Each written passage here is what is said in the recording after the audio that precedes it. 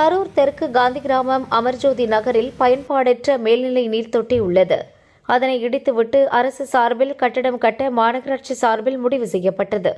சனிக்கிழமை காலை மாநகராட்சி ஊழியர்கள் நீர்த்தொட்டியை இடிக்கும் பணியில் ஈடுபட்டனர். முறையாக முன்னேற்பாடு செய்யாமல் அவசர கதியில் இந்த பணிகள் நடந்தன. அப்போது திடீரென சரிந்த நீர்த்தொட்டி அருகில் இருந்த வீட்டின் மீது விழுந்து இடிந்தது.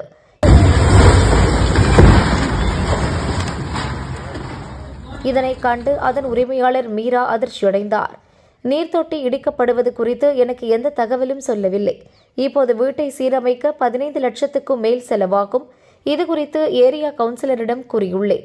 அரசு இழப்பீடு தரவில்லை என்றால் சட்ட நடவடிக்கை எடுப்பேன் என்றார். இதுகுறித்து கரூர் மாநகராட்சியிடம் விளக்கம் கேட்கப்பட்டது.